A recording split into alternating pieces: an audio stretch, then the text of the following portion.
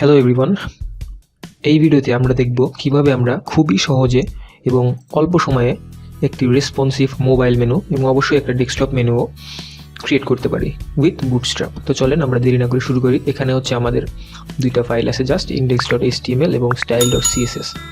তো আমরা হচ্ছে এখানে একটা টাইটেল করছি বুটস্ট্র্যাপ রেসপন্সিভ মেনু, আর এখানে তো HTML এর মেইন স্ট্রাকচার। তো আমরা চাইলে CSSটাকেও লিঙ্ক করতে পারি,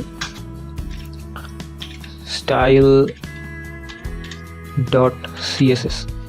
তো যদিও এটা CSS ফাইলটা আমাদের হয়তো লাগবে না, তো আমরা দিয়ে নিলাম। এবার আমাদেরকে যেটা করতে হবে, আমাদেরকে বুটস্ট্র্যাপের যে ফাইলটা আছে CSS এবং JS ফাইল, সেটা আমাদেরকে কানেক্ট করতে হবে। তো আমরা তার জন্য চলে যাবো হচ্ছে গেট বুটস্ট্র্যাপ। এই গেট বুটস্ট্র্যাপ থেকে ডকুমেন্টসে যাবো আমরা। সো আমরা যদি বুটস্ট্র্যাপের ফাইলটা কানেক্ট না করি তাহলে কিন্তু বুটস্ট্র্যাপ কাজ করবে না। সো এখানে যাওয়ার পর getbootstrap.com এ যাওয়ার পর নিচে 2 নম্বরে দেখবেন যে include bootstraps CSS and JS। So এখান থেকে দেখবেন যে দুইটা ফাইল আছে, একটা হচ্ছে CSS, এই যে বুটস্ট্র্যাপ min.css, আর একটা হচ্ছে নিচে একটা বুটস্ট্র্যাপ bundle.min.js। তো প্রথমে আমরা হচ্ছে এটা যে CSS ফাইলটার লিঙ্ক, ওটা আমরা করব, যেহেতু CSS সেহেতু আমরা হচ্ছে এখানে করব।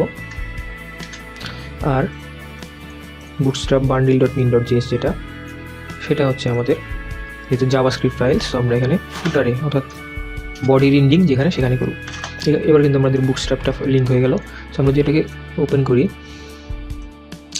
দেখেন এবার এখানে যে আমরা একটা বাটন নেই, এবারে মাঝখানে যা কিছু, এটা কিন্তু স্টাইল নেই, বাট আমরা যখনই একটা ক্লাস দেব btn, তখন দেখেন বাটনের স্টাইল হচ্ছে btn ডার্ক। দেখেন বুটস্ট্র্যাপ লিঙ্ক করাইছি দেখে কিন্তু এগুলো হচ্ছে। বুটস্ট্র্যাপ না লিঙ্ক করলে কিন্তু ক্লাসগুলো কাজ করতো না। তো আমরা এবার শিওর যে বুটস্ট্র্যাপটা লিঙ্ক হয়েছে। এবার আমরা যেটা করবো সেটা হচ্ছে যে আমরা মেনুটা তৈরি করবো। এবার আমরা মেনুটা কীভাবে তৈরি করবো? আমরা কি একদম কোড করে তৈরি করব?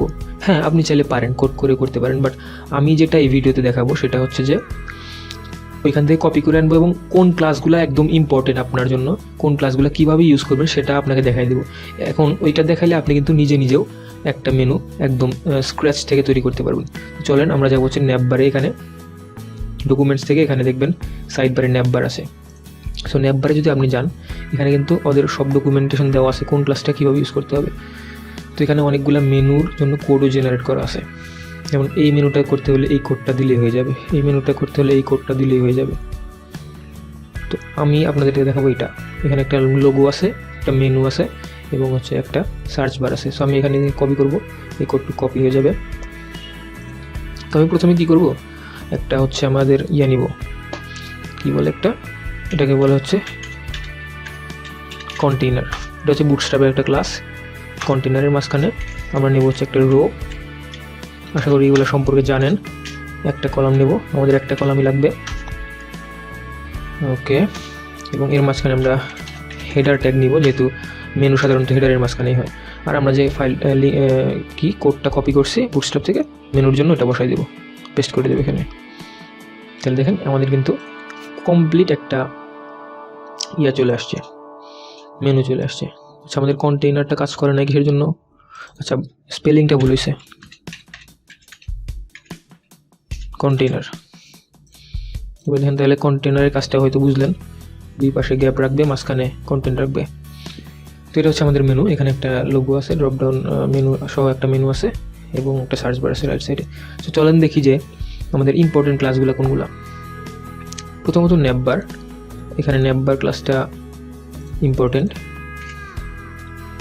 স্টাইলের জন্য। আচ্ছা, ন্যাপবার এক্সপান্ড এলজি, এই ক্লাসটা কিসের জন্য দরকার সেটা আমি দেখা দিচ্ছি। এটা মেইনলি হচ্ছে রেসপন্সিভনেসের জন্য। অর্থাৎ দেখেন আপনি যদি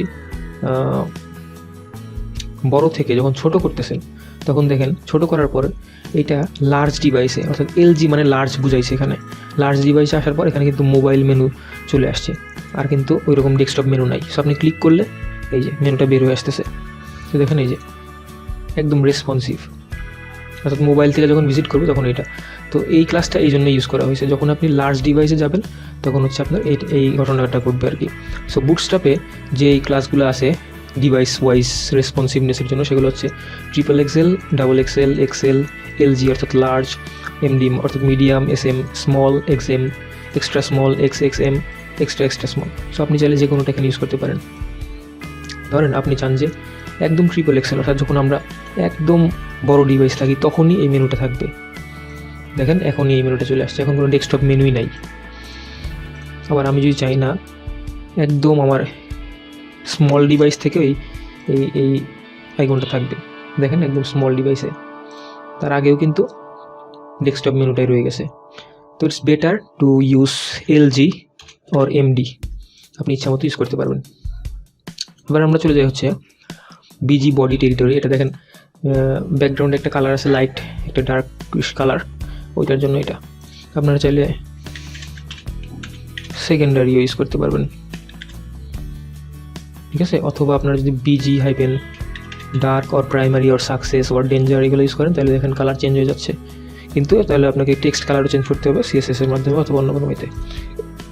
এবার আসেন নেববার ব্র্যান্ড। এটা সাধারণত লোগোর জন্য ইউজ করা হয়, বিশেষ করে টেক্সট লোগো। দেখেন নেববার, এটা হচ্ছে আমাদের একটা টেক্সট লোগো হিসেবে ইউজ করা হয়েছে এখানে।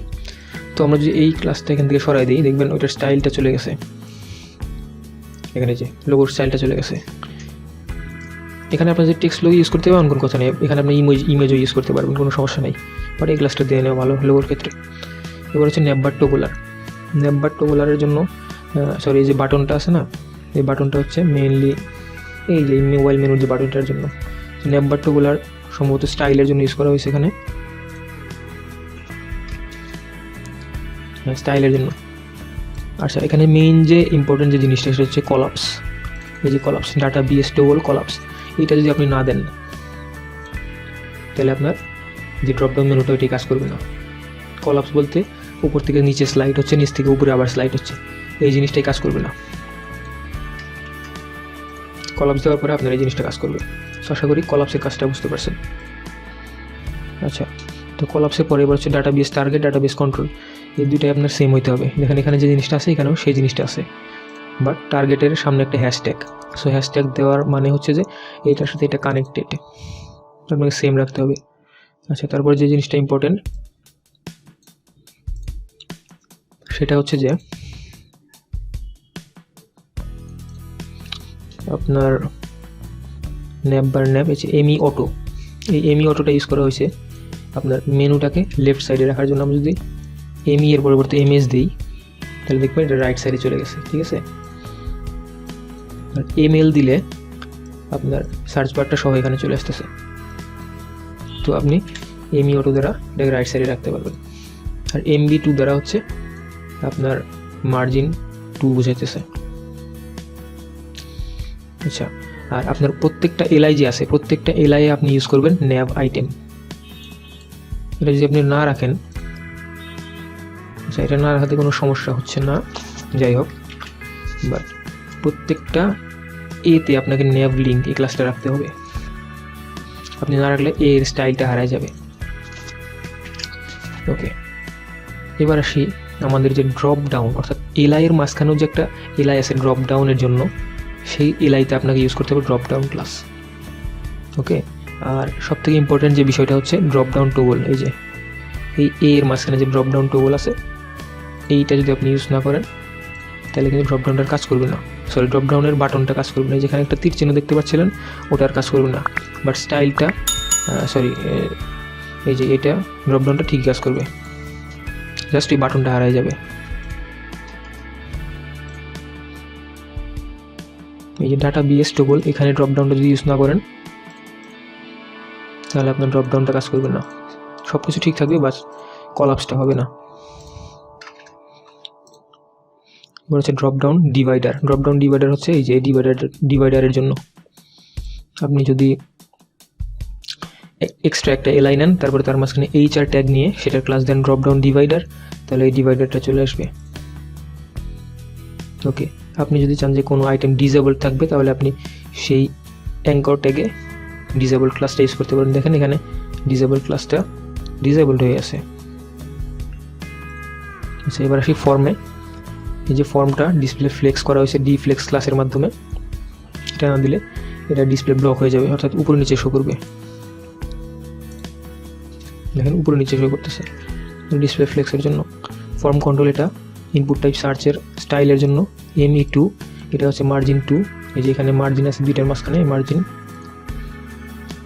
আর যেটা হচ্ছে BTN আউটলাইন সাকসেস, এটা হচ্ছে এই বাটনের স্টাইলের জন্য। এখানে আপনি ডেঞ্জার আর যে কোনো কালার দিতে পারেন, এই যে চেঞ্জ করতে পারেন আপনি।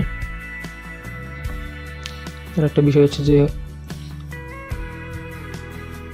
এখানে অ্যাক্টিভ ক্লাস ইউজ করা হয়েছে প্রথম লিঙ্কে, প্রথম অ্যাঙ্কর ট্যাগে, এটা একটু ডার্ক কালার আছে। অ্যাক্টিভ ক্লাসটা আপনি যদি না দেন, এই যে এটা একদম সিম্পল হয়ে যাবে অন্যগুলোর মতো। তো এখানে আপনি অ্যাক্টিভ ইউজ করতে পারেন যেটা চান। আবার একটা কাজ করতে পারেন, যে কোনো অ্যাঙ্কর ট্যাগে আপনি যদি চান যে একটা ক্লাস ইউজ করবেন যে টেক্সট হাইফেন ডেঞ্জার, তাহলে যে কোনো টেক্সটের কালার চেঞ্জ হয়ে যাবে। সো দ্যাটস দ্য থিং, পুরো একটা মেনু আপনি কয়েকটা ক্লিকেই আপনি চেঞ্জ করে ফেলতে পারবেন। এখন আপনি যদি চান যে আপনার একটা ড্রপডাউন মেনু ক্রিয়েট করবেন, তাহলে এই এলাকাটাকে কপি করুন। কপি করার পর যে কোনো এলাকার জায়গায় বসাই দেন এটাকে। এখানে আরেকটা ড্রপডাউন চলে আসছে। এবার আপনি চাইলে টেক্সটগুলোকে চেঞ্জ করতে পারেন, ভিতরে টেক্সটগুলোকে চেঞ্জ করতে পারেন। তো আশা করি আপনারা বুঝতে পারছেন কীভাবে একটা রেসপন্সিভ মেনু তৈরি করুন বুটস্ট্র্যাপ দিয়ে। তো এই ছিল এই পর্যন্ত ভিডিওটা। যদি ভিডিওটা ভালো লাগে এবং এরকম ভিডিও আরও পাইতে চান, তাহলে আমাদের সাবস্ক্রাইব করবেন এবং বেল আইকন প্রেস করে সাথে থাকবেন। ধন্যবাদ।